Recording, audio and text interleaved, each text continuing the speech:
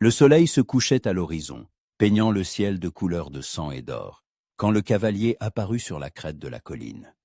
Ayana fut la première à le remarquer. Une silhouette solitaire se découpant sur le ciel flamboyant, comme taillée dans les ténèbres mêmes. Elle se tenait près de la rivière, puisant de l'eau dans une cruche d'argile, et son cœur se mit soudain à battre plus vite, comme s'il pressentait quelque chose d'important. L'homme descendait lentement la pente, et à chaque pas de son cheval, il devenait plus clair qu'il n'appartenait pas à leur tribu. Un chapeau à large bord jetait une ombre sur son visage. Sa veste en cuir était usée par les routes, et un revolver luisait dans son étui. Mais ses mains reposaient calmement sur la selle. Il venait en paix. Ayana se redressa, serrant la cruche contre sa poitrine. Le vent jouait dans les mèches de ses cheveux sombres, tressés en nattes ornées de perles de rivière. Sa robe en douce peau de dème, embellie des broderies de sa grand-mère, flottait au vent. Elle savait qu'elle devait se hâter de retourner au camp pour prévenir les anciens de l'approche de l'étranger, mais quelque chose la retenait sur place. Le cavalier la remarqua et s'arrêta. Même à distance, Ayana sentit son regard se poser sur elle. Le temps sembla se figer. Seul le murmure de la rivière et le cri lointain d'un aigle brisaient le silence de la prairie. « Bonsoir, mademoiselle », dit-il en soulevant son chapeau. Sa voix était profonde, légèrement rauque, celle d'un homme habitué aux longues routes et aux rares conversations. Ayana resta silencieuse, mais ses yeux rencontrèrent entre les siens. Ils étaient gris comme un ciel d'orage, et elle y lut quelque chose qui lui coupa le souffle. Ni peur, ni menace, mais une fatigue infinie mêlée d'espoir. « Je cherche le chef Aigle Blanc », poursuivit l'étranger sans la quitter des yeux. « Je m'appelle Slade Carter. Je suis venu pour une affaire qui pourrait apporter la paix à nos peuples. » À la mention du nom de son futur époux, Ayana tressaillit comme si on l'avait frappée. Aigle Blanc, le guerrier puissant, le chef sage, l'homme qu'elle devait épouser dans 3 pleines lunes. Un homme qu'elle respectait, mais qu'elle n'aimait pas. Pas comme une femme devrait aimer son mari. « Le camp est par là, dit-elle doucement dans un anglais hésitant, en désignant les feux qui scintillaient entre les arbres. Mais il vaut mieux attendre le matin. Les guerriers pourraient mal interpréter tes intentions dans l'obscurité. » Slade descendit lentement de cheval. Il était grand, large d'épaules, ses mouvements fluides comme ceux d'un prédateur, mais sans agressivité. Quand il retira son chapeau, Ayana vit des cheveux blonds décolorés par le soleil, et un visage sur lequel la vie avait laissé ses marques. Une petite cicatrice près de la tempe gauche, des ridules au coin des yeux creusés par le vent et le soleil. « Vous parlez avec sagesse, dit-il, et sa voix exprimait une sincère gratitude. Je peux passer la nuit ici, près de la rivière, si cela ne dérange pas votre tribu. » Ayana savait qu'elle devait partir. Il ne convenait pas à une femme non mariée, surtout à la fiancée d'un chef, de parler seule avec un étranger, mais ses pieds semblaient enracinés au sol. « Es-tu vraiment venu en paix ?» demanda-t-elle, sa voix mêlant prudence et curiosité. Slade hocha la tête en attachant son cheval à un sol bas. « Je suis là de la guerre, mademoiselle. Trop de sang a été versé des 2 côtés. Il existe un moyen de vivre en paix, et j'espère que votre chef écoutera mes propositions. » Il parlait simplement, sans emphase, mais Ayana entendit la vérité dans ses paroles. Cet homme avait vraiment vu trop de morts et de destruction. « Je m'appelle Ayana, » dit-elle, à sa propre surprise. « Cela signifie vie éternelle. » Slade sourit pour la première fois, et ce sourire transforma son visage, le rendant plus jeune et plus doux. « Un beau nom pour une belle femme, » murmura-t-il. « Il vous va bien. » Une rougeur monta aux joues d'Ayana, et elle baissa les yeux. Personne ne lui avait jamais dit de telles choses. Dans sa tribu, il était inconvenant d'exprimer ouvertement son admiration pour une femme, surtout pour la fiancée d'un autre. « Je dois y aller, » dit-elle, se forçant enfin à reculer. « On va m'attendre. »« Bien sûr, » répondit Slade en s'écartant pour lui laisser le passage. « Merci de m'avoir prévenu pour les guerriers, et de ne pas vous être enfui en voyant un étranger. » Ayana marcha vers le camp, sentant son regard la suivre. Chaque pas était difficile. Elle voulait se retourner, le regarder une dernière fois, mais elle ne se le permit pas. Ce n'est que lorsque les arbres la dissimulèrent qu'elle s'arrêta, s'appuyant contre le tronc d'un vieux chêne et fermant les yeux. Qu'était-ce que c'était? Pourquoi son cœur battait-il comme si elle avait couru des kilomètres? Pourquoi l'image de cet homme, ses yeux gris, sa voix, son sourire, ne quittait-elle pas son esprit? Au camp, l'agitation l'accueillit. L'un des chasseurs avait déjà repéré le cavalier, et les anciens s'étaient réunis en conseil. Aigle Blanc se tenait près du feu central, sa silhouette imposante, projetant une longue ombre. Il avait 10 ans de plus qu'Ayana, un guerrier aguerri et un chef avisé. En la voyant, son visage sévère s'adoucit. « Ayana, as-tu vu l'étranger près de la rivière ?» demanda-t-il en s'approchant. « Oui, » répondit-elle, s'efforçant de garder une voix calme. « Il a dit s'appeler Slade Carter et être venu avec une proposition de paix. » Aigle Blanc fronça les sourcils. « Carter, j'ai entendu ce nom. Il a combattu contre nos tribus voisines.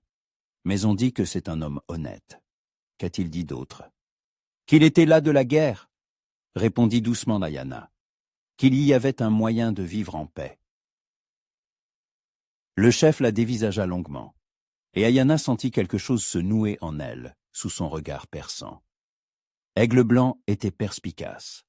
Avait-il remarqué quelque chose dans sa voix, sur son visage? « Nous l'écouterons demain, » décida-t-il enfin. « Mais pour ce soir, qu'il reste près de la rivière. Poster des gardes, mais sans provocation. » Ayana passa le reste de la soirée comme dans un brouillard. Elle aida à préparer le dîner, écouta les conversations des anciens sur une paix possible avec les colons blancs, et répondit aux questions de son ami Ayala sur les préparatifs du mariage. Mais ses pensées étaient loin, près de la rivière, où un voyageur solitaire s'installait pour la nuit sous les étoiles. Quand le camp se tut enfin et que seuls les guerriers de garde veillaient près des feux, Ayana était allongée dans son tipi, regardant la fumée monter à travers l'ouverture du toit. Le sommeil ne venait pas. Chaque fois qu'elle fermait les yeux, le visage de Slade apparaissait, fatigué mais doux, avec ses incroyables yeux gris. Elle pensait à la façon dont il avait retiré son chapeau pour la saluer, à la prudence avec laquelle il avait attaché son cheval, sans geste brusque qui aurait pu l'effrayer, à la manière dont il l'avait qualifiée de belle, et comment ces simples mots avaient résonné dans son cœur plus fort que les discours les plus éloquents. Ayana s'assit, enlaçant ses genoux. C'était mal. Elle était promise à Aigle Blanc, leur fiançailles scellée par la parole de son père et la bénédiction des esprits. Dans 3 pleines lunes, elle deviendrait la femme du chef, la mère de ses enfants, la gardienne du foyer de l'homme le plus important de la tribu. C'était un honneur, dont n'importe quelle femme serait fière. Mais alors, pourquoi son cœur se serrait-il d'angoisse à cette pensée? Les bruits de la nuit parvenaient de l'extérieur. Le bruissement des feuilles, le hurlement lointain d'un coyote, les voix basses des gardes. Et quelque part, au-delà de ces sons, près de la rivière, dormait un homme qui, en quelques minutes de conversation, avait bouleversé son univers. Ayana se leva et se glissa hors du tipi. L'air nocturne était frais, chargé des odeurs d'herbe et de la fumée des feux mourants. Elle connaissait le camp comme sa poche et se déplaçait aisément dans l'obscurité, évitant les postes de garde. Elle n'avait pas l'intention d'aller jusqu'à la rivière. Elle voulait juste respirer l'air frais, calmer ses pensées tumultueuses. Mais ses pieds la portèrent en d'eux-mêmes sur le sentier familier entre les arbres, vers le clapotis de l'eau et l'endroit où, sous les étoiles, reposait un homme qu'elle connaissait à peine, mais ne pouvait oublier. Ayana s'arrêta à la lisière de la forêt, cachée dans l'ombre d'un grand pin. Slade ne dormait pas. Il était assis près d'un petit feu qu'il avait allumé à l'écart de la rive, et regardait les étoiles. La flamme éclairait son visage par en dessous, rendant ses traits plus saillants, mais non moins séduisants. Elle aurait dû faire demi-tour et partir. Elle le savait, mais quelque chose la retenait, peut-être la même chose qui le fit se tourner dans sa direction, comme s'il avait senti sa présence. Leurs regards se croisèrent à travers une bande de lumière lunaire entre les arbres. Aucun d'eux ne prononça un mot, mais ce silence contenait plus de compréhension que 1000 conversations. Slade se leva lentement, fit quelques pas vers elle, mais s'arrêta, ne quittant pas le cercle de lumière du feu. Ayanna fit un pas en avant, puis un autre, jusqu'à se trouver au bord de l'ombre. Seuls quelques mètres les séparaient, mais elle sentait qu'un abîme les divisait. « Vous ne dormez pas, dit-il doucement. « Toi non plus, répondit-elle tout aussi bas. Ils restèrent ainsi se regardant, et l'air entre eux semblait crépiter d'une tension inexprimée. Ayanna voyait la flamme du feu se refléter dans ses yeux. Le vent agitait ses cheveux. Elle voulait faire un pas de plus, s'approcher. Mais elle savait que ce serait un point de non-retour. « Je ne devrais pas être ici, » murmura-t-elle. « Je sais, » répondit Slade. « Moi non plus. » Mais aucun d'eux ne bougea. Ils se tenaient de là comme ensorcelés, jusqu'à ce que le cri étouffé d'une sentinelle dans le camp rappelle Ayanna à la réalité. Elle recula dans l'ombre, puis encore, jusqu'à ce que les arbres la dissimulent complètement. Mais même en partant, elle sentait son regard sur elle. Un regard chaleureux, compréhensif, plein du même trouble qui tourmentait son propre cœur. Le chemin du retour au camp lui parut interminable, et quand elle se recoucha enfin, le sommeil ne vint pas avant le lever du jour. L'aube arriva trop tôt. Ayanna fut réveillée par les bruits du camp qui s'éveillaient. Les bruissements dans les tipis voisins, les conversations feutrées des femmes se rendant à la rivière pour l'eau, le hennissement des chevaux au pâturage. Elle resta immobile, écoutant ces sons familiers et essayant de se convaincre que la nuit précédente n'avait été qu'un rêve. Mais dès qu'elle fermait les yeux, le visage de Slade dans la lueur du feu réapparaissait, sa voix douce dans le silence de la nuit, cette tension qui flottait entre eux comme un air d'avant l'orage. Elle sentait encore son regard sur elle, l'entendait encore dire « Je sais », avec une telle compréhension qu'il semblait avoir lu dans son âme. La brume matinale s'étendait sur la rivière quand Ayanna sortit de son tipi. Elle prit sa cruche d'argile et suivit le sentier jusqu'à l'eau, essayant de ne pas penser qu'au-delà du méandre, sous le vieux sol, dormait peut-être encore l'homme qui, en une seule soirée, avait bouleversé son monde bien ordonné. Mais quand elle arriva sur la rive, Slade n'était plus là. Seule l'herbe foulée et les braises refroidies du feu témoignaient du passage de quelqu'un. Ayanna sentit un vide étrange dans sa poitrine. Était-il parti sans même attendre de rencontrer le chef? « Il est avec les anciens », retentit une voix familière derrière elle. Ayanna se retourna et vit son amie Ayala, une jeune fille de son âge aux yeux bruns espiègles et aux tresses ornées de plumes. Ayala était la fille du chaman, et on lui permettait plus de liberté qu'aux autres jeunes femmes non mariées de la tribu. « De qui parles-tu » demanda Ayanna, essayant de donner un ton indifférent à sa voix. Ayala sourit malicieusement. « Du guerrier blanc qui est arrivé hier. Il est venu au camp à l'aube alors que tu dormais encore.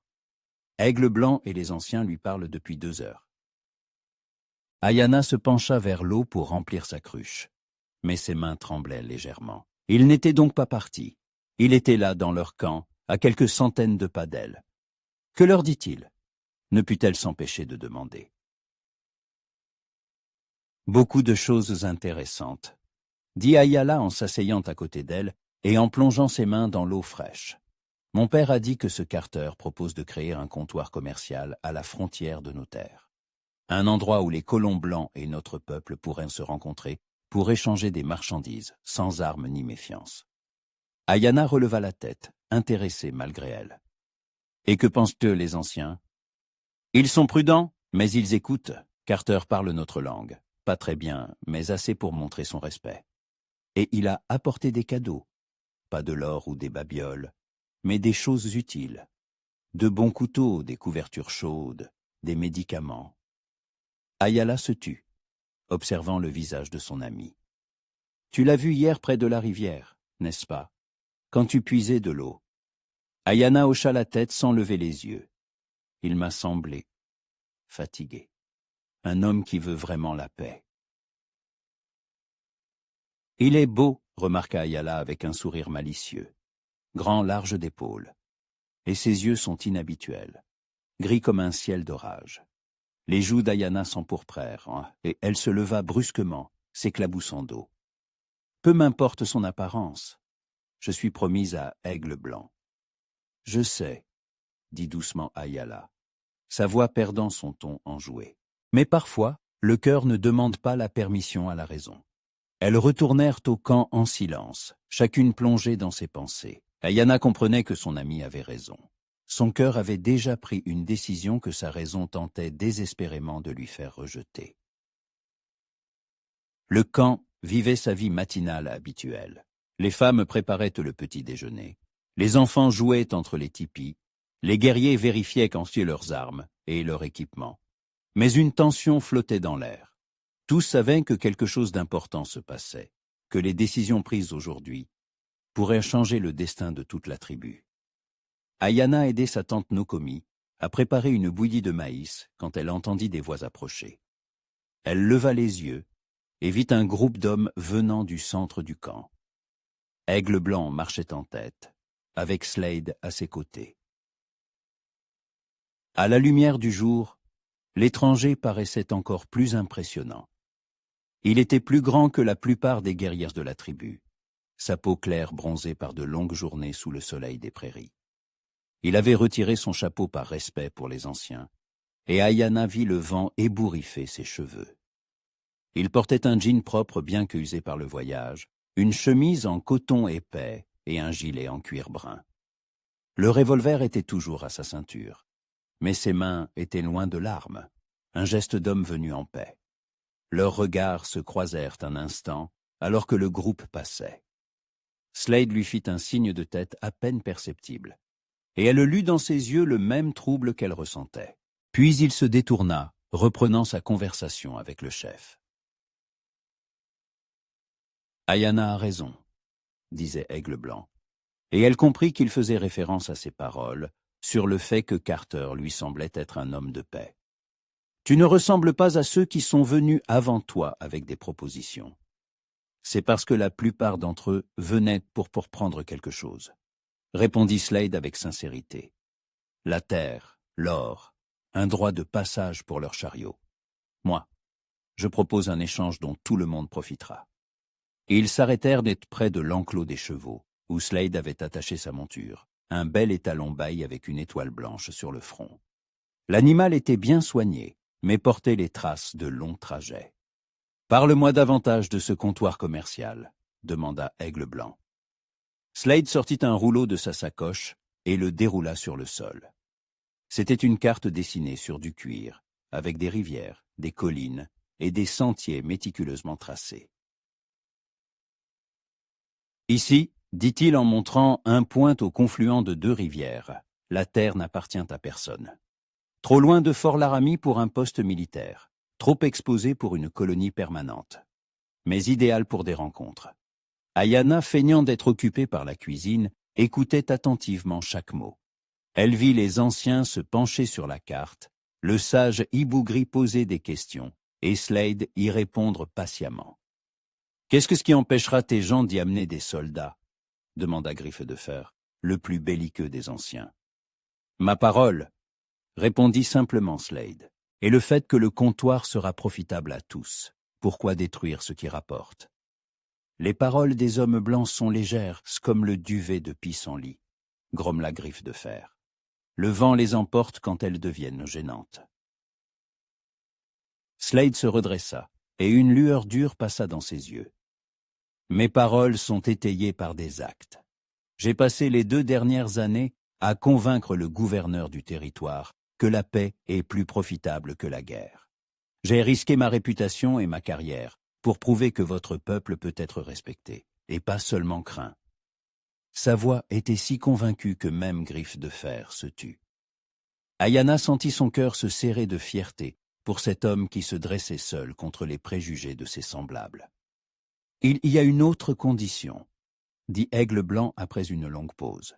« Si nous acceptons ta proposition, tu devras rester ici une lune, pour que nous puissions mieux te connaître. Un homme peut feindre pendant quelques jours, mais un mois révèle son vrai visage. » Slade hocha la tête sans hésiter. « Je suis prête à rester aussi longtemps qu'il le faudra pour gagner votre confiance. »« Alors nous te donnerons une place dans le camp, » décida le chef, « près du tipi des guerriers non mariés.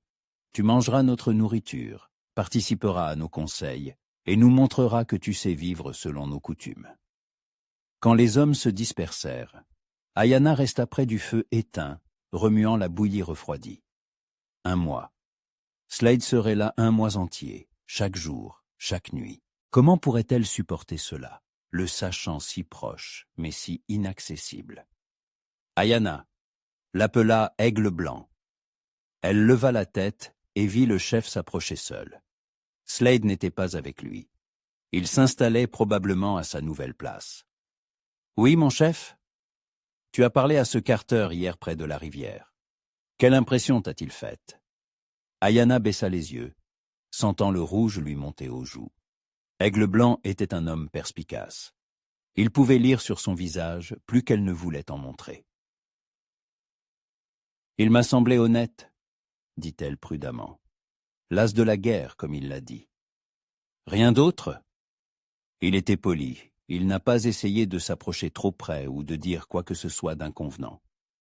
Aigle Blanc la dévisagea longuement, et Ayana sentit quelque chose se nouer dans sa poitrine. « Tu seras ma femme dans 2 pleines lunes, » dit-il enfin.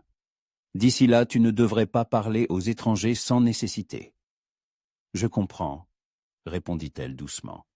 Mais quand le chef fut parti, Ayana comprit que ces 2 pleines lunes seraient pour elle une épreuve comme elle n'en avait jamais connue. Car malgré tous les interdits et les convenances, malgré son devoir envers la tribu et son futur mari, son cœur appartenait déjà aux yeux gris et au sourire fatigué de l'homme qui était venu leur apporter la paix, mais qui avait semé dans sa vie la guerre entre le sentiment et le devoir. Le reste de la journée se passa dans les occupations habituelles, mais Ayana se sentait comme dans un brouillard. Elle vit Slade s'installer à la place qu'on lui avait assignée, aider les guerriers à soigner les chevaux, essayer de parler aux enfants dans leur langue, suscitant rires et curiosités. Il nouait facilement des liens, sans chercher à imposer ses coutumes, mais en étudiant leur mode de vie avec intérêt. Alors que le soleil commençait à décliner, Ayana se rendit à la rivière pour chercher de l'eutio, comme hier, comme chaque jour. Mais aujourd'hui, son cœur battait plus vite que d'habitude, et elle se surprit à tendre l'oreille à chaque son, à scruter chaque ombre. Il n'y avait personne à haut la rivière. Ayana puisa de l'eau et s'apprêtait à partir quand elle entendit des pas derrière elle. Elle se retourna et vit Slade qui se dirigeait vers la rive, un seau à la main. Ils s'arrêtèrent à quelques pas l'un de l'autre, et de nouveau, comme la veille, le temps sembla se figer. Dans les rayons du soleil couchant, ses yeux paraissaient presque dorés. « Bonsoir, » dit-il doucement. « Bonsoir, » répondit-elle en serrant l'anse de sa cruche. Il savait qu'il ne devait pas parler. Il savait que chaque mot était un pas sur un chemin dangereux. Mais le silence entre eux était si chargé de tension que l'air semblait crépiter. « Comment s'est passée ta première journée dans notre camp ?» demanda Ayana, incapable de se retenir. « Mieux que je ne l'espérais, » répondit Slade en se penchant vers l'eau. « Ton peuple est méfiant, mais honnête. C'est plus que ce que j'ai trouvé dans la plupart des colonies blanches. La méfiance nous a aidés à survivre, remarqua-t-elle. Je le comprends, dit-il en se redressant, mais sans faire un pas vers elle. Et je ne vous blâme pas pour votre prudence. Ayana voyait les gouttes d'eau couler de ses mains. Le vent agitait sa chemise sur sa poitrine. Elle vit la cicatrice sur son poignet, trace d'une balle ou d'un couteau, et imagina ce qu'il avait dû traverser avant de décider de chercher la paix plutôt que la guerre. « Pourquoi es-tu vraiment ici, Slade ?» demanda-t-elle, surprise de sa propre audace. Il leva les yeux, et elle y vit quelque chose de profond et de douloureux. « Parce que je suis là d'enterrer mes amis, » dit-il simplement. « Parce que j'ai vu trop de veuves, blanches comme indiennes.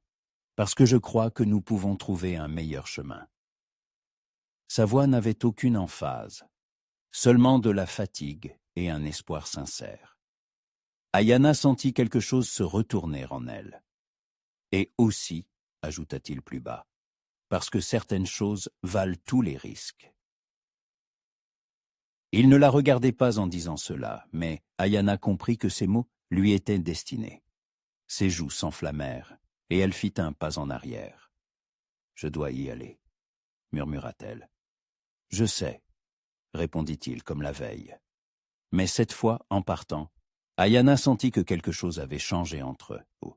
Des mots non dits flottaient dans l'air, comme une promesse et en même temps un avertissement que ce qui se passait entre eux n'était plus une simple rencontre fortuite de deux cœurs solitaires. C'était le début de quelque chose qui pourrait changer leur destin ou les détruire tous les deux.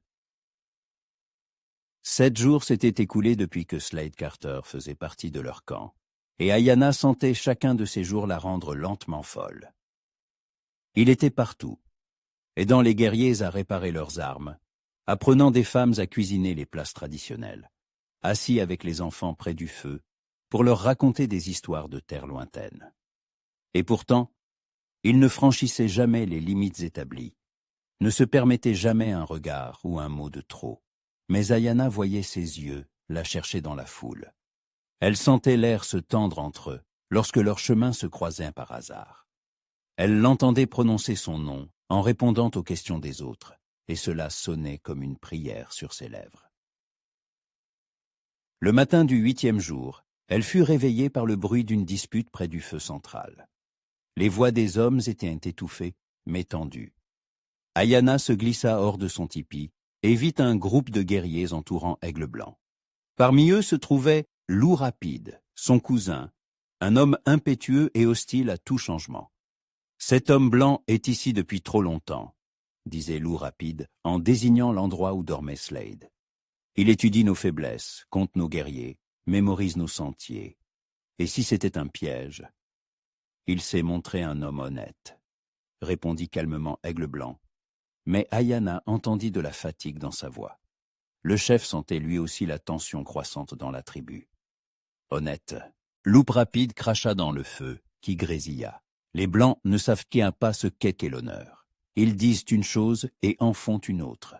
Combien de traités ont-ils violés? Combien de promesses ont-ils oubliées? Ayanna vit d'autres guerriers hocher la tête en signe d'approbation. La méfiance grandissait de jour en jour, comme un nuage noir avant l'orage. « Donne-moi encore du temps, » demanda Aigle Blanc. « La lune est presque pleine. Si d'ici la nouvelle lune il n'a pas prouvé ses intentions par des actes, et pas seulement par des mots, nous reconsidérerons notre décision. » Loup Rapide allait répliquer, mais à ce moment, Slade s'approcha du feu. Il était déjà habillé et, de toute évidence, avait entendu les derniers mots de la conversation. Son visage ne montrait ni offense ni peur, seulement de la compréhension et de la détermination. « Je sais que ma présence ici soulève des questions, » dit-il dans la langue de la tribu, choisissant ses mots avec soin. « C'est normal. La confiance ne se réclame pas, elle se mérite. » Il regarda chaque guerrier, puis Aigle Blanc. « Permettez-moi de prouver mes paroles. J'ai entendu dire qu'au sud, près du canyon des morts, sévit une bande de voleurs de chevaux. Ils pillent votre peuple et les colons blancs. Laissez-moi y aller avec vos guerriers. Trouvons-les ensemble. » Loup Rapide ricana. « Pour que tu puisses y amener des soldats. Leur montrer nos sentiers secrets. »« Pour montrer qu'un ennemi commun peut nous unir, » répondit fermement Slade. « Ces voleurs de chevaux sont les ennemis de tous les honnêtes gens, quelle que soit la couleur de leur peau. » Ayanna retint son souffle. Le canyon des Morks était un endroit dangereux, même pour des guerriers expérimentés. Des gorges étroites, des grottes cachées, de nombreux endroits propices aux embuscades. Si la bande s'y était vraiment installée, il serait difficile de l'en déloger. Aigle Blanc resta longtemps silencieux, réfléchissant à la proposition. « Cela pourrait être une bonne épreuve, dit-il enfin. Loup Rapide, choisis 5 de tes meilleurs guerriers. Demain à l'aube, vous partirez avec Carter pour le Canyon des Morts. »« J'irai moi-même, » répondit sèchement Loup Rapide. « S'il est un traître, je serai le premier à le savoir. » Slade hocha la tête. « Je serai honoré de combattre à tes côtés, Loup Rapide. » Quand les hommes se dispersèrent pour se préparer, Ayanna resta dans l'ombre du tipi, sentant un froid lui serrer le cœur. Le Canyon des Morts ne portait pas son nom pour rien. De nombreux guerriers n'étaient jamais revenus de ses profondeurs. Et maintenant, l'homme qui lui était devenu plus cher que sa propre vie allait s'y rendre. La journée se passa dans des préparatifs anxieux. Les femmes préparaient des provisions pour l'expédition. Les hommes vérifiaient leurs armes et leur équipement. Ayanna aidait les autres, mais ses pensées étaient ailleurs. Elle vit Slade nettoyer son revolver, vérifier ses munitions, parler avec les guerriers en étudiant les cartes de la région. Le soir, alors que le soleil était couché mais qu'une dernière lueur persistait dans le ciel, Ayanna ne tint plus. Elle prit sa cruche et se rendit à la rivière, sachant que Slade y viendrait aussi, comme chaque soir depuis 7 jours. Il l'attendait déjà sur la rive, assis sur un arbre abattu, regardant l'eau sombre. À son approche, il leva la tête, et à la lumière de la lune, elle vit dans ses yeux la même angoisse qui tourmentait son propre cœur. « Tu n'aurais pas dû venir, » dit-il doucement, mais sans se lever. « Je sais, » répondit-elle en posant sa cruche, « mais demain tu pars, et je ne pouvais pas ne pas venir. » Ils étaient assis à quelques pas l'un de l'autre, assez loin pour ne pas violer les convenances, mais assez près pour entendre chaque mot, sentir chaque souffle. « Ayanna, » commença Slade, sa voix empreinte de douleur. « Ce qui se passe entre nous, ce n'est pas juste. »« Je sais, » murmura-t-elle, « mais ça ne rend pas les choses plus faciles. » Il passa une main dans ses cheveux, et elle vit ses doigts trembler. « Tu es promise à un homme bon? Aigle Blanc te protégera, te respectera. Il te donnera ce que je ne pourrai jamais t'offrir. »« Quoi exactement ?» demanda Ayanna, un défi dans la voix. « La sécurité? Une position sociale? Des enfants? »« Une vie tranquille, » répondit Slade. « Une vie sans danger constant, sans avoir à se cacher, sans regard plein de jugement. » Ayanna se leva et fit un pas vers lui. « Et si je ne veux pas d'une vie tranquille? Si je veux vivre, et pas seulement exister ?» Slade se leva aussi, et il y avait maintenant moins d'un pas entre eux. À la lumière de la lune, son visage semblait sculpté dans le marbre, mais ses yeux brûlaient d'un feu ardent. « Ayanna, tu ne sais pas ce que tu dis. Je ne peux pas t'offrir une famille, un foyer, la stabilité. Ma vie, ce sont les routes, le danger, l'incertitude. Aujourd'hui, je suis ici. Demain, je pourrais être tué ou contraint de fuir. Alors ne pensons pas à demain, » murmura-t-elle. « Pensons seulement à aujourd'hui. » Elle tendit la main et ses doigts effleurèrent en sa paume. Ce contact, léger comme un souffle de vent, les brûla tous les deux comme un éclair. Slade retira brusquement sa main, comme s'il s'était brûlé. « Non, » dit-il d'une voix rauque. « Si je me permets cela, je ne pourrai plus m'arrêter. Et tu m'es trop précieuse pour que je détruise ta vie. »« Ma vie ?» ricana amèrement Ayanna. « Ou la tienne ?» Il la regarda longuement, le désir et le devoir se livrant bataille dans ses yeux. « Les deux, » admit-il enfin.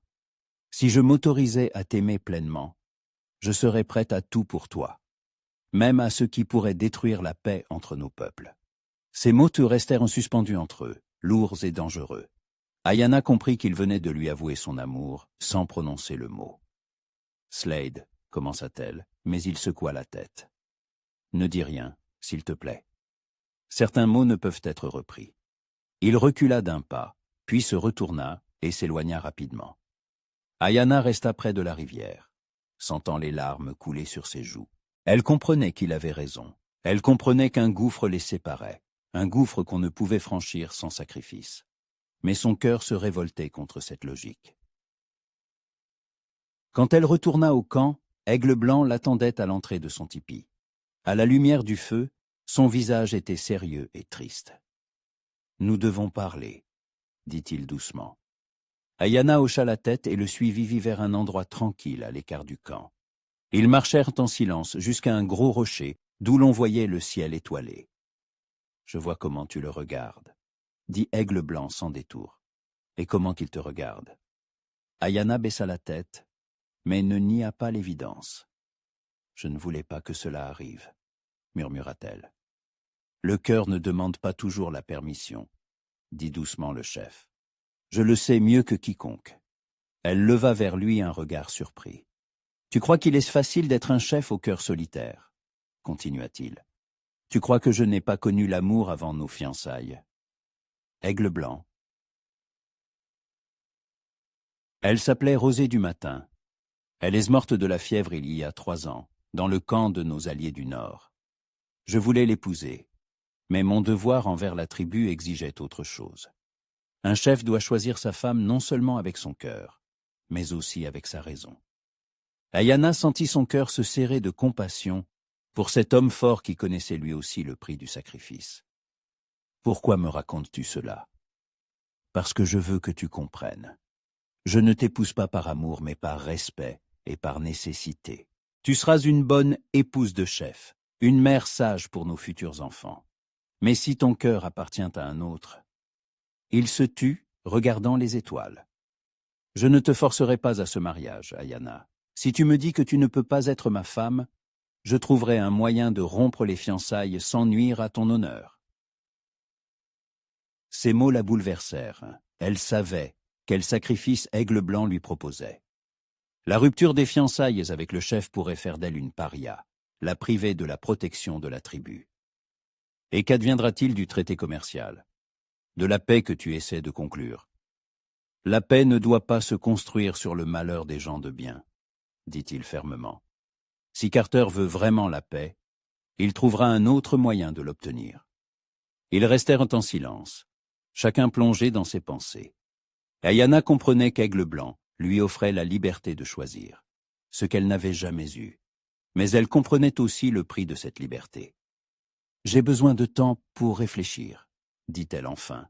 « Bien sûr, » acquiesça Aigle Blanc, « mais pas trop longtemps. Carter part demain pour le canyon des morts.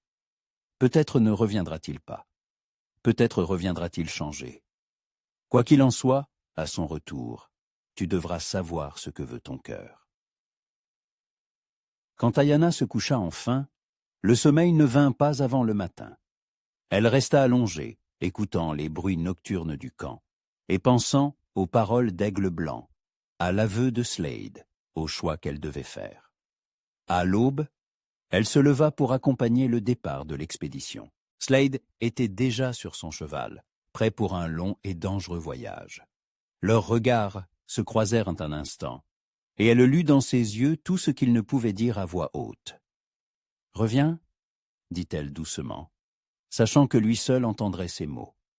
Il hocha à peine la tête, puis tourna son cheval et partit à la suite de la troupe de loups rapides. Ayana resta là, les regardant disparaître derrière les collines, emportant avec eux une partie de son cœur. Il ne lui restait plus qu'à attendre, et à décider si elle était prête à tout risquer pour un amour qui n'avait peut-être pas d'avenir. 4 jours s'étaient écoulés depuis le départ de l'expédition pour le canyon des morts, et chacun de ces jours avait semblé une éternité à Ayana. Elle accomplissait ses tâches habituelles, aider à préparer la nourriture, s'occuper des enfants, cueillir des herbes médicinales. Mais ses pensées étaient loin, dans les gorges dangereuses où se trouvait l'homme qui lui était devenu plus cher que la vie. Le camp vivait dans une attente tendue. Les femmes levaient les yeux vers l'horizon plus souvent que d'habitude, guettant les cavaliers. Les anciens se réunissaient en conseil, discutant de ce qu'il faudrait faire si l'expédition ne revenait pas. Même les enfants jouaient plus calmement, sentant l'anxiété des adultes. Le 5e matin, Ayana fut réveillée par les cris d'une sentinelle. Elle sortit de son tipi et vit tout le camp s'animer. Sur le versant et de la colline, des cavaliers apparurent. D'abord un puis deux autres. Mais où étaient les autres? Où était Slade? Le cœur d'Ayana battait si fort qu'elle en eut la nausée. Loup Rapide caracolait en tête, suivi de 2 guerriers de sa troupe. Ils avançaient vite, mais sans la précipitation de ceux qui fuient une poursuite. Plutôt comme des hommes porteurs de nouvelles importantes. Aigle Blanc alla à leur rencontre, et les anciens se rassemblèrent autour de lui. Ayana se fraya un chemin à travers la foule, cherchant désespérément une silhouette familière parmi les cavaliers. Mais Slade n'était pas là. Loup Rapide sauta de son cheval et s'appuya lourdement sur sa lance. Ses vêtements étaient déchirés, son visage portait des égratignures, et dans ses yeux brillait un étrange mélange de colère et de respect. « Où sont les autres ?» demanda Aigle Blanc, sa voix trahissant son inquiétude. « Vivants », répondit sèchement Loup Rapide. « Ils sont restés dans le canyon pour finir ce que nous avons commencé. »« Et Carter ?»« Vivant », répéta le guerrier d'un ton bref, avant d'ajouter à contre-cœur. « Et il a prouvé qu'il n'est pas un traître. » Un murmure de surprise parcourut la foule. Loup Rapide était connu pour sa méfiance envers les hommes blancs, et un tel aveu de sa part avait un poids considérable. « Raconte-nous tout depuis le début », demanda le chef. Loup Rapide se redressa, essuya la sueur de son front, et commença son récit. « Nous avons atteint le canyon le 2e jour. Les traces des voleurs de chevaux étaient partout. Ils y avaient bien établi leur base. Carter a suggéré de commencer par une reconnaissance de leur force, sans attaquer immédiatement. Je pensais qu'il avait peur, mais j'ai accepté. » Il marqua une pause, observant les visages de son auditoire.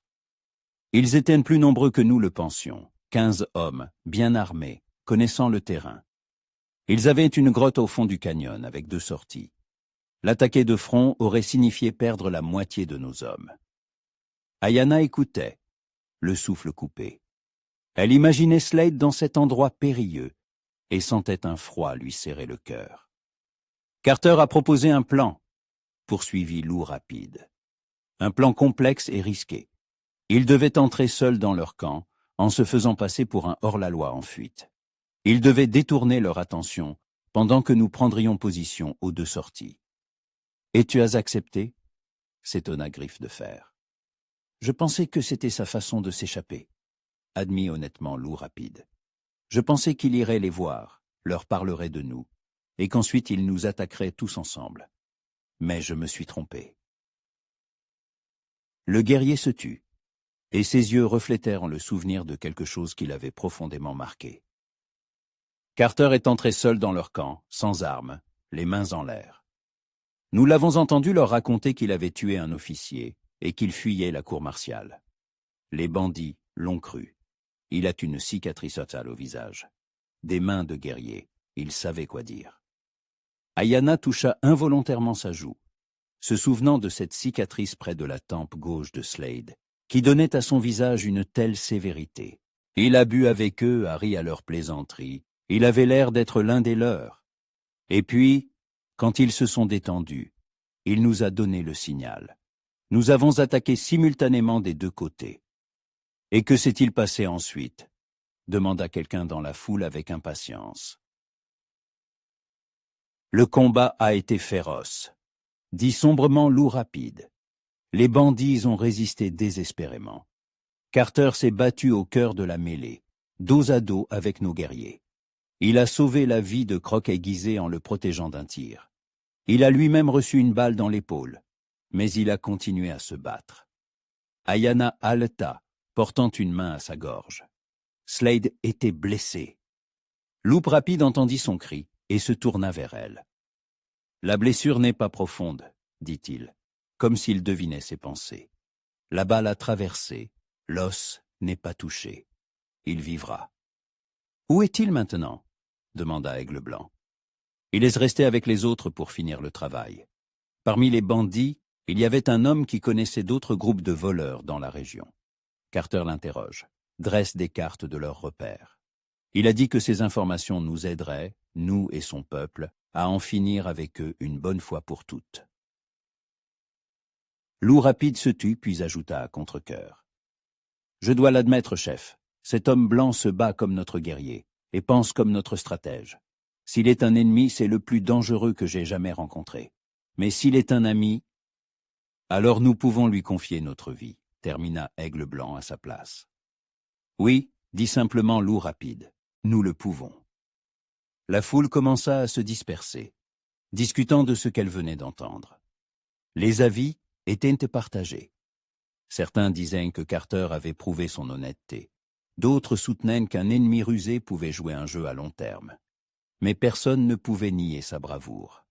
Ayanna resta près du feu, ressentant un mélange de soulagement et d'une nouvelle anxiété. Slade était vivant, il n'était pas un traître. Il avait gagné le respect même d'un adversaire aussi irréductible que Loup Rapide. Mais il était aussi blessé, et loin d'elle, dans un endroit dangereux. Ayanna l'appela Aigle Blanc. « Viens ici. » Elle le suivit jusqu'à son tipi, où il pouvait en parler à l'abri des oreilles indiscrètes. « Tu as entendu le récit de Loup Rapide, » dit le chef une fois qu'ils furent seuls. Carter a prouvé qu'il était digne de confiance. Cela change beaucoup de choses. Que veux-tu dire? Aigle Blanc la regarda longuement, ses yeux remplis de compréhension et de tristesse. Je veux dire que tu as maintenant le choix non seulement entre le devoir et le sentiment, mais aussi entre deux hommes dignes. Carter n'est plus un étranger que l'on peut rejeter sans regret. C'est un homme qui a mérité sa place parmi nous. Ayanna baissa les yeux, sentant son cœur se serrer de douleur. Aigle Blanc, je... Ne dis rien pour l'instant, l'interrompit le chef. Réfléchis bien. Quand Carter reviendra, tu devras faire un choix, et ce choix sera définitif. Les jours suivants se passèrent dans une attente angoissante. Ayanna oscillait entre l'espoir et la peur, entre le désir de voir Slade et la terreur de la décision qu'elle devait prendre. Elle savait que, quel que soit son choix, quelqu'un souffrirait. Soit elle devrait rompre ses fiançailles avec Aigle Blanc, le déshonorant devant toute la tribu, soit elle devrait renoncer au seul véritable amour de sa vie.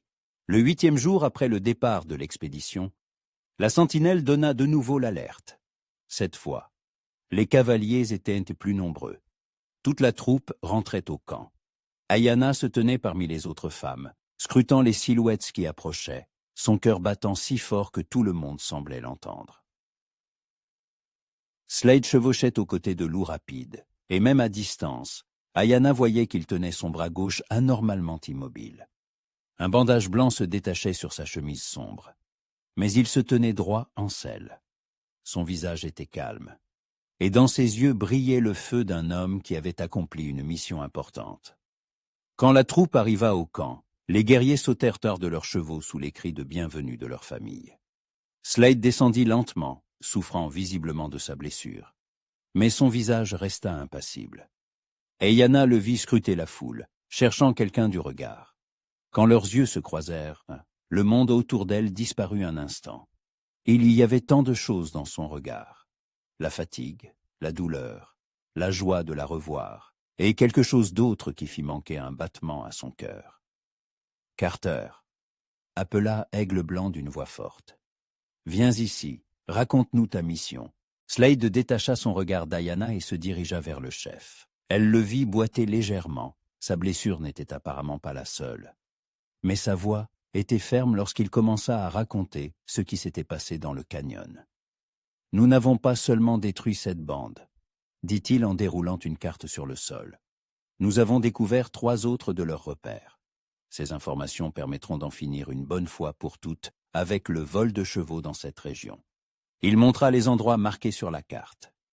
Ici, ici et ici, en unissant les forces de plusieurs tribus à une troupe de soldats de Fort Laramie, on peut mener une opération simultanée et mettre fin à cette menace.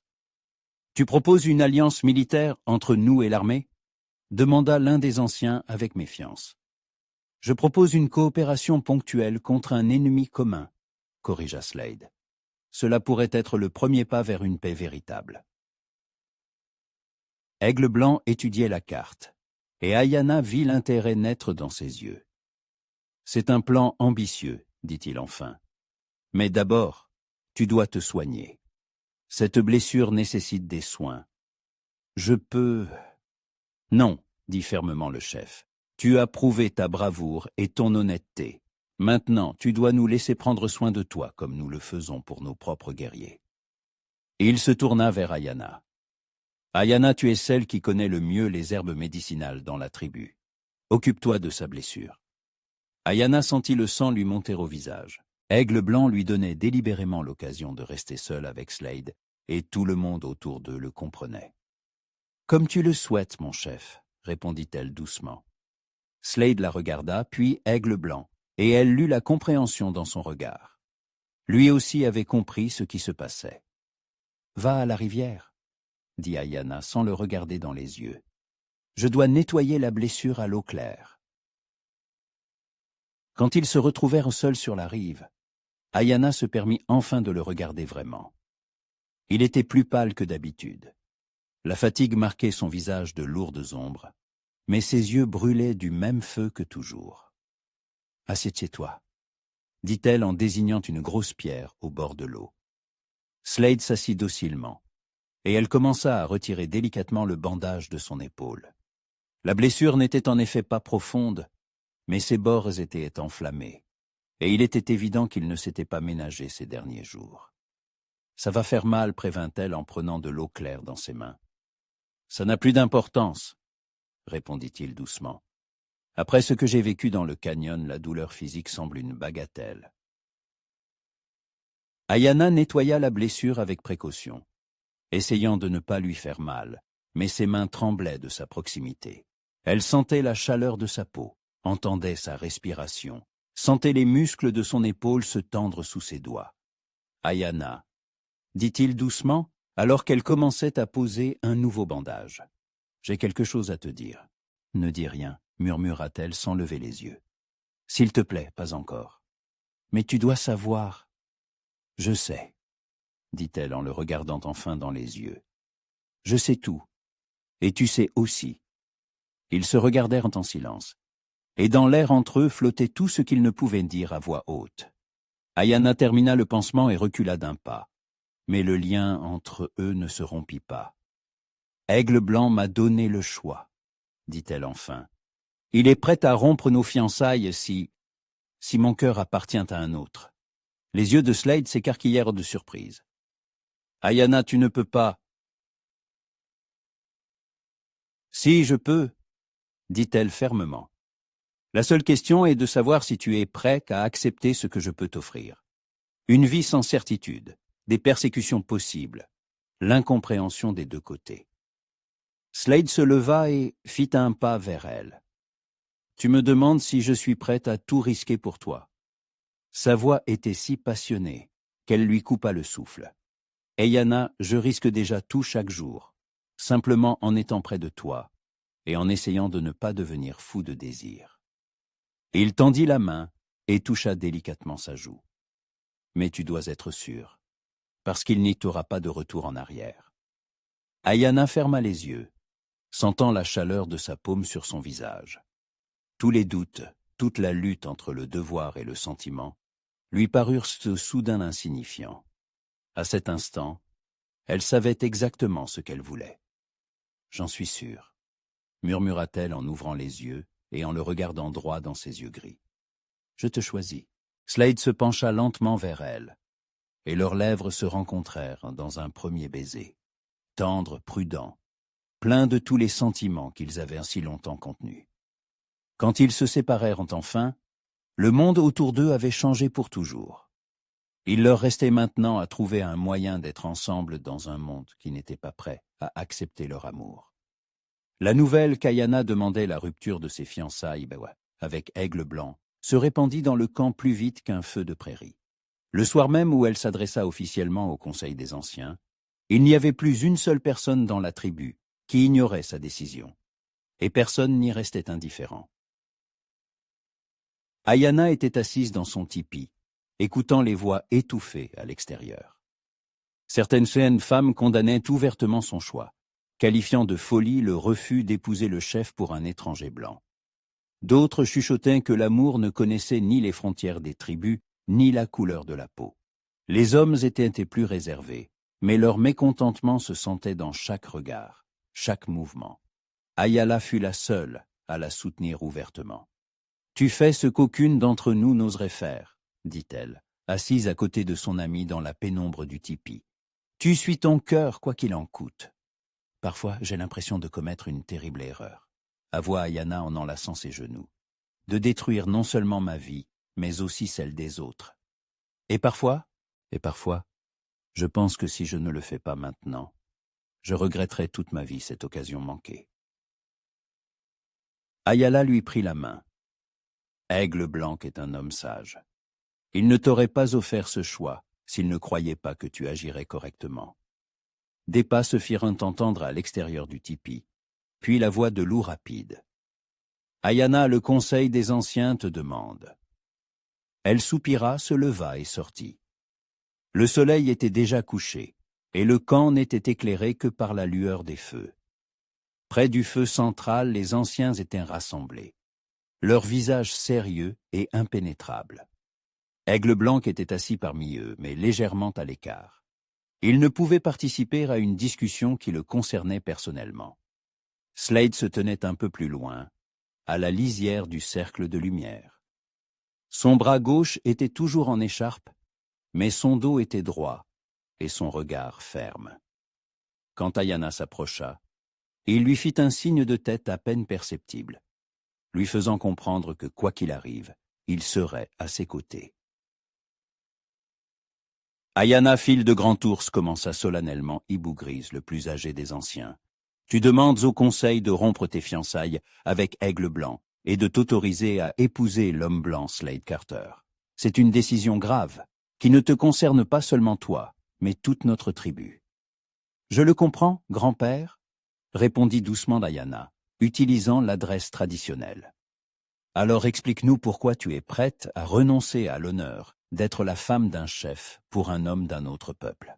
Ayana balaya lentement du regard les visages des anciens, puis regarda Slade. Dans ses yeux, elle trouva la force de dire la vérité. « Parce que le cœur ne choisit pas qui il aime, » dit-elle. « Je respecte Aigle Blanc, je sais que c'est un homme bon et un chef sage. Mais je ne peux pas lui donner ce qu'il mérite. L'amour d'une épouse. Et Slade Carter a prouvé qu'il était digne de faire partie de notre peuple. Il a prouvé qu'il savait se battre, remarqua sèchement Griffe de Fer. Mais peut-il vivre parmi nous, suivre nos traditions, respecter nos coutumes? Slade fit un pas en avant. « Permettez-moi de répondre moi-même, » dit-il dans la langue de la tribu, choisissant ses mots avec soin. « J'ai passé presque une lune entière parmi vous. J'ai vu votre sagesse, votre honneur, votre force. Si vous me permettez de rester, j'apprendrai de vous toute ma vie. Je suis prête à adopter vos coutumes, à défendre votre peuple, à être un pont entre deux mondes. » De belles paroles, grommela Griffe de Fer. Mais si ton peuple n'accepte pas ce choix, si tu dois choisir entre nous et eux, Slade n'hésita pas une seconde. J'ai déjà fait mon choix. Mon peuple, ce sont les gens qui m'acceptent tel que je suis, les gens pour qui je suis prête à mourir et avec qui je veux vivre. Hibou Gris resta longtemps silencieux, réfléchissant. Puis il se tourna vers Aigle Blanc. « Et toi, chef, que dis-tu? Es-tu prêt à laisser partir ta fiancée ?» Aigle Blanc se leva et s'approcha du centre du cercle. À la lumière du feu, son visage semblait taillé dans la pierre, mais ses yeux trahissaient une profonde tristesse. « Je ne retiens pas Ayana par la force, » dit-il lentement. « Une femme qui ne veut pas être mon épouse ne peut le devenir. Il vaut mieux la libérer maintenant que de vivre toute une vie avec quelqu'un qui vous regarde sans amour. » Il se tourna vers Ayana. « Mais je te demande de réfléchir une dernière fois, de penser non seulement à ton bonheur, mais aussi aux difficultés qui t'attendent sur le chemin que tu as choisi. »« J'y ai pensé, » répondit Ayana, sa voix sans aucune hésitation. « Je choisis l'amour même s'il apporte la douleur. » Les anciens délibérèrent longtemps, leur voix passant du murmure à des discussions animées. Ayana attendait, sentant chaque minute s'étirer à l'infini. Slade ne la quitta pas des yeux, la soutenant silencieusement de sa présence. Enfin, Ibugri se leva. « Nous avons pris une décision », annonça-t-il solennellement. Les fiançailles entre Ayana, fille de Grand Ours, et Aigle Blanc sont rompues. Si Slade Carter est prête à subir le rite d'adoption dans la tribu et à vivre selon nos lois, nous lui permettrons d'épouser Ayana. Mais, ajouta-t-il sévèrement, un tel mariage sera une épreuve pour nous tous.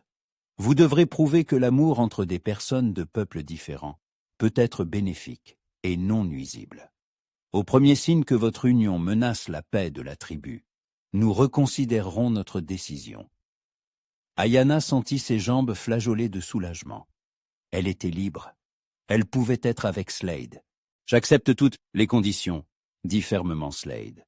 « Et je suis prête à subir le rite d'adoption dès maintenant. » « Le rite aura lieu demain à l'aube, » décida Ibugrise. « Ce soir, tu passeras la nuit en prière et en méditation, te préparant à ta nouvelle vie. » Quand le conseil se dispersa, Ayana resta près du feu mourant.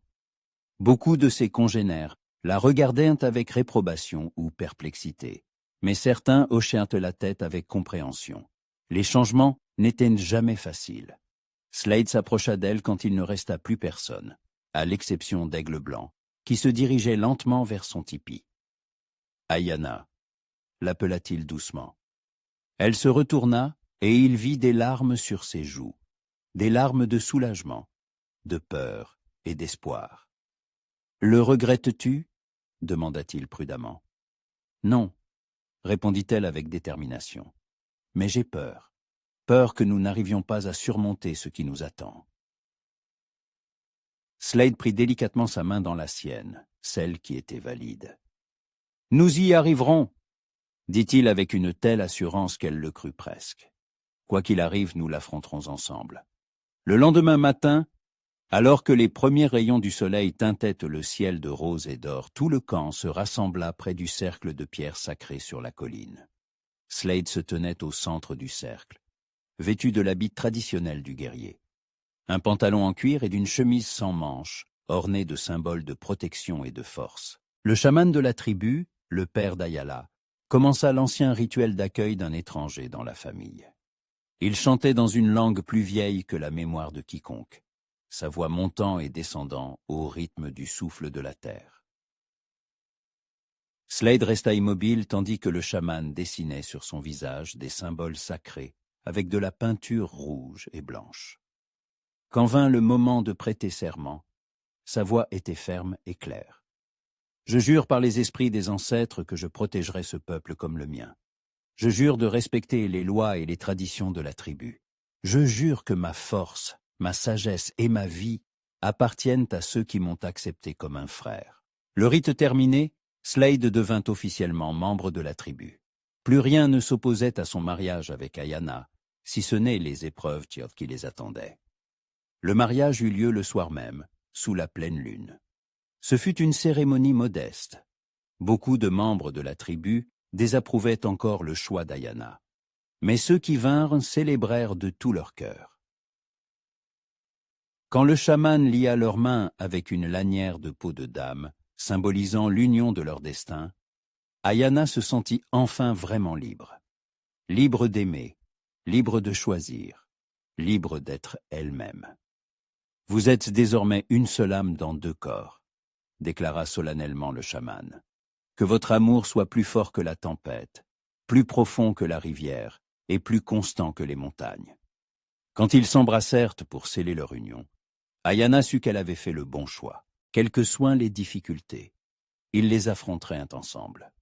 Mais dès le lendemain, il devint clair que leurs épreuves ne faisaient que commencer. Un messager de Fort Laramie apporta des nouvelles qui pouvaient détruire tout ce pourquoi ils s'étaient débattus. L'armée prévoyait une offensive majeure contre toutes les tribus de la région, et le temps des négociations de paix était presque écoulé. Slade et Ayana firent face au premier grand défi de leur mariage. Prouver que leur amour pouvait être non seulement un bonheur personnel, mais aussi une force capable de changer le destin de deux peuples. Le messager de Fort Laramie arriva à l'aube du 3e jour après le mariage, alors qu'Ayanna et Slade savouraient encore les premières heures de leur vie commune. La nouvelle qu'il apporta fut comme un coup de tonnerre dans un ciel serein. Le colonel Harrison avait reçu l'ordre de Washington de lancer une campagne militaire contre toutes les tribus indiennes dans un rayon de 100 miles du fort. Il n'avait que 2 semaines pour se rendre et s'installer dans une réserve, ou se préparer à la guerre. Slade lut la lettre officielle à la lueur du feu matinal, et Ayanna vit son visage s'assombrir à chaque ligne. Autour d'eux, les anciens et les guerriers se rassemblaient, leurs visages reflétant le choc et une colère grandissante. « Est-ce à cela que tu nous préparais ?» demanda froidement Griffe de Fer, regardant Slade avec suspicion. « Gagner notre confiance pour que nous baissions notre garde avant le coup ?»« Non, » répondit fermement Slade en posant la lettre. « Je n'étais pas au courant de cet ordre. Mais maintenant qu'il est là, nous avons une chance d'arrêter cette guerre avant qu'elle ne commence. » Loup Rapide, qui depuis leur expédition commune au Canyon des Morts était devenu l'un des rares partisans ouverts de Slade, s'approcha. « Que veux-tu dire ?»« Le colonel Harrison est une vieille connaissance, » expliqua Slade. « Nous avons servi ensemble pendant 3 ans. C'est un homme pragmatique. Il n'aime pas les bains de sang inutiles. Si je peux lui présenter une alternative à la guerre, quelque chose qui lui apportera plus d'avantages qu'une victoire militaire, il écoutera. »« Et que peux-tu lui offrir ?» demanda Aigle Blanc. Slade regarda la carte qu'ils avaient dressée lors de l'opération contre les voleurs de chevaux. Une alliance commerciale, des relations stables avec les tribus qui rapporteront plus au fort que le contrôle d'une terre vide couverte de tombes, des informations sur d'autres bandes qui menacent dans les routes commerciales, une garantie de sécurité pour les colons en échange de relations commerciales équitables. Ayanna écoutait son mari, admirant sa rapidité d'esprit, sa capacité à transformer une crise en opportunité. Mais elle voyait aussi le doute dans les yeux des anciens. « Et s'il refuse ?» demanda Hibou Gris. « Alors nous aurons 2 semaines pour nous préparer à la guerre, » répondit honnêtement Slade. « Mais je connais Harrison. Il ne refusera pas la chance de devenir le héros qui a apporté la paix au lieu de la guerre. » Aigle Blanc resta longtemps silencieux, réfléchissant. « Très bien, dit-il enfin. Mais tu n'iras pas seul, nous enverrons une délégation avec toi. Toi, en tant que représentant des Blancs qui veulent la paix, moi, en tant que chef de la tribu, et... » Il regarda Ayanna. « Et ta femme, comme symbole du fait que 2 peuples peuvent n'en former qu'un. » Ayanna sentit son souffle se couper. Elle comprenait la sagesse de cette décision, mais aussi le risque qu'elle représentait. Si les négociations échouaient, elle pourrait devenir une otage, ou pire encore. « Je suis prête, » dit-elle, sans une once d'hésitation dans la voix. Slade lui prit la main. « Ayanna, cela pourrait être dangereux. »« Plus dangereux que la guerre ?» demanda-t-elle. « S'il y a une chance d'éviter un bain de sang, je suis prête à prendre le risque. » Le lendemain, une petite délégation partit pour Fort Laramie. En plus de Slade, Ayanna et Aigle Blanc, Loup Rapide les accompagnaient en tant que représentants des guerriers, et le jeune chaman Vent Chantant en tant que gardien des traditions spirituelles de la tribu. Le trajet jusqu'au fort dura 2 jours, et tout au long du chemin, Ayanna sentit une tension croissante. Elle n'avait jamais été aussi loin de ses terres natales, n'avait jamais vu le monde d'où venait son mari. Slade lui parlait de la vie au fort, des gens qu'il rencontrerait, de la manière dont elle devait se comporter. Mais tout cela lui semblait étranger et effrayant. Fort Laramie se dressait sur la plaine comme une forteresse de bois, entourée de hautes murailles et de tours de guet. Le drapeau américain flottait au vent au-dessus de la porte principale, et des soldats en uniforme bleu marchaient sur la place d'armes. Ayanna n'avait jamais vu autant de blancs en même temps, et leur regard curieux, parfois hostile, la mettait mal à l'aise. Le colonel James Harrison les reçut dans son bureau, une pièce spacieuse avec des cartes au mur et un drapeau dans un coin. C'était un homme d'âge mûr, aux tempes grisonnantes, et avec une cicatrice sur la joue gauche. En voyant Slade, un sourire surpris illumina son visage sévère. « Slade Carter, je te croyais en Californie à chercher de l'or ou à pourchasser des bandits. Qu'est-ce qui t'amène ici? Et en si intéressante compagnie. » Slade présenta chaque membre de la délégation, et Ayanna vit les yeux du colonel s'arrêter sur elle avec une curiosité non dissimulée. « Permettez-moi de vous présenter ma femme, Ayanna, » dit Slade avec fierté. Harrison haussa les sourcils. « Ta femme? Slade, tu as toujours su surprendre, mais ça, c'est nouveau même pour toi. »« Nous ne sommes pas venus discuter de ma vie privée, Jim, » dit sérieusement Slade. « Nous sommes venus pour empêcher une guerre. » Le colonel leur désigna des chaises devant son bureau. « Asseyez-vous, mais je dois vous prévenir. L'ordre de Washington est clair. J'ai 2 semaines pour obtenir la capitulation de toutes les tribus hostiles de la région, ou pour lancer les hostilités. »« Et si je te proposais une 3e option ?» demanda Slade. « Une option qui t'apporterait plus de gloire que n'importe quelle victoire militaire. » Harrison se renversa dans son fauteuil. « Je t'écoute. » L'heure suivante, Slade exposa son plan d'alliance commerciale. Il parla de la manière dont l'opération conjointe contre les voleurs de chevaux avait démontré la possibilité d'une coopération, des richesses que des relations commerciales pacifiques pourraient apporter, et de la façon dont une telle alliance pourrait servir d'exemple pour tout le pays.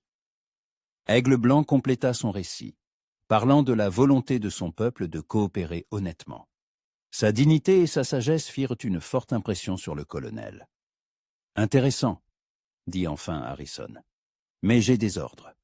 Je ne peux pas simplement les ignorer. »« Tu peux que les interpréter, » rétorqua Slade. « Ta mission est d'assurer la paix et la sécurité dans la région. Si tu peux y parvenir sans un seul coup de feu, Washington n'en sera que ravi. » Le colonel resta longtemps silencieux, réfléchissant à la proposition. Puis son regard se posa sur Ayanna. « Et que dit madame ?» demanda-t-il. « Quelle est la position des femmes de votre tribu sur cette question ?» Ayanna sentit tous les regards se tourner vers elle. C'était un moment décisif, non seulement pour les négociations, mais aussi pour elle personnellement. Pour la première fois de sa vie, son opinion pouvait influencer le destin de milliers de personnes. Les femmes de la tribu ne donnent pas naissance à des enfants pour les enterrer ensuite sur un champ de bataille, dit-elle lentement, choisissant ses mots avec soin en anglais. Nous voulons que nos fils et nos filles grandissent dans un monde où la couleur de peau ne détermine pas s'ils sont amis ou ennemis. Elle regarda Slade, puis de nouveau le colonel. Mon mari a risqué sa vie pour prouver qu'un tel monde est possible. Je risque mon honneur et ma sécurité en étant assise ici à vous parler. Parce que je crois que nos peuples peuvent en vivre non seulement en paix, mais aussi en amitié. Harrison hocha la tête avec respect. Des paroles sages d'une femme sage, dit-il. Slade, tu t'es choisi une compagne digne de toi. Les négociations se poursuivirent jusque tard dans la soirée. Les détails de l'accord commercial, les garanties de sécurité pour les 2 parties, les mécanismes de résolution des conflits furent discutés. Peu à peu, un document qui pourrait changer les relations entre les colons blancs et les peuples autochtones dans tout l'Ouest voyait le jour. Quand enfin tous les détails furent réglés, le colonel se leva et tendit la main à Aigle Blanc. « J'ai le pouvoir de signer un accord préliminaire, » dit-il. « Si pendant 1 an il n'y a aucune violation de part et d'autre, je recommanderais à Washington de le rendre permanent. » Aigle Blanc serra la main tendue. « La parole d'un chef est plus solide que n'importe quel document, » dit-il, « mais qu'il y ait les 2. » Lorsque la délégation quitta le fort le lendemain matin, Ayanna ressentit un mélange de soulagement et de fierté. Ils avaient réussi à éviter la guerre, à jeter les bases de la paix entre 2 peuples. Et elle, une jeune femme d'une tribu indienne, y avait joué son rôle. « Tu as été magnifique, » dit doucement Slade, alors qu'ils traversaient la prairie pour rentrer chez eux. « Tes paroles ont fait pencher la balance en notre faveur. »« Nous avons tous les 2 été magnifiques, » répondit-elle avec un sourire. « Nous formons une bonne équipe. » La meilleure que je connaisse, acquiesça-t-il, et sa voix était si tendre qu'elle lui coupa le souffle. Ils chevauchèrent en silence, savourant la quiétude de la steppe et la conscience du devoir accompli. Une vie pleine de défis les attendait. Tous dans la tribu n'accepteraient pas l'accord conclu. Tous les colons blancs ne voudraient pas commercer d'égal à égal avec les Indiens. Mais ils avaient prouvé que l'amour pouvait être non seulement un sentiment personnel, mais aussi une force capable de changer le monde. Quand ils retournèrent au camp, ils furent accueillis en héros. La nouvelle de la guerre évitée se répandit dans toutes les tribus de la région. Slade et Ayana devinrent le symbole d'une nouvelle ère. Une ère où les différences entre les peuples pouvaient devenir des ponts plutôt que des murs. Bien des années plus tard, lorsque le comptoir commercial au confluent des rivières devint une ville prospère, où Indiens et Blancs vivaient et travaillaient côte à côte, les voyageurs venaient écouter l'histoire de comment l'amour entre une femme de la tribu et un étranger blanc avait changé le destin de toute une région. Ayana et Slade vécurent longtemps et heureux, élevant 5 enfants qui portèrent avec une égale fierté l'héritage de leurs 2 cultures. Ils montrèrent au monde que l'amour, fondé sur le respect mutuel et la compréhension, pouvait surmonter toutes les barrières. Et quand, au crépuscule de leur vie, ils étaient assis sur le porche de leur maison, regardant leurs petits-enfants jouer ensemble, blancs, indiens et métis, ils surent qu'ils avaient fait le bon choix. Ils avaient choisi l'amour, et l'amour avait changé le monde.